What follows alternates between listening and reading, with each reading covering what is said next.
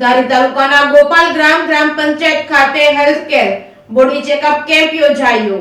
ધારીના ગોપાલ ગ્રામ પંચાયત ખાતે body checkup કેમ્પનું આયોજન કરવામાં આવ્યું હતું। ગોપાલ ગ્રામ તેમજ આસપાસના ગ્રામ્ય વિસ્તારના લોકોએ બોડી સંખ્યામાં આ કેમ્પનો લાભ લીધો હતો। આ કેમ્પમાં ડોક્ટર દેવાંગી બેન તેમજ ડોક્ટર જાનકીબેને સેવા આપી હતી તેમજ આ કાર્યક્રમને સફળ બનાવવા તેમજ પૂર્વક પાર પાડવા માટે ગોપાલ ગ્રામના સરપંચ હરેશભાઈ વાળા અને એમની ટીમે ભારે જહેમત ઉઠાવી હતી। Reporting by Bipin Rathod Chalala.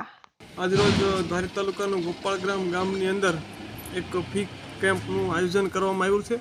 એમાં ડૉક્ટર દેવ્યાંગીબેન સવારના સેવા આપે છે અને આ સાંજ સુધી કેમ્પ હાલવાનો છે। 150થી પોણી 200 દર્દીઓએ એનો લાભ લીધો છે અને હાલમાં હજી કેમ્પ ચાલુ જ છે। મારું નામ દેવ્યાની નાંઢા છે। હું સુરતથી આવી છું। આ કેમ્પ કરવાનું આયોજન એ છે ગોપાલ ગ્રામમાં કે અત્યારે લોકોને છે ને ખાવા પીવાની આદત ને એ બધું બહુ ખરાબ થઈ ગયું છે અને અત્યારે કેમિકલ્સવાળા શાકભાજી ને એવું બધું બી બહુ આવે છે, જેના લીધે નાની ઉંમરથી લઈને મોટી ઉંમરમાં બહુ બધા રોગો થતા હોય છે।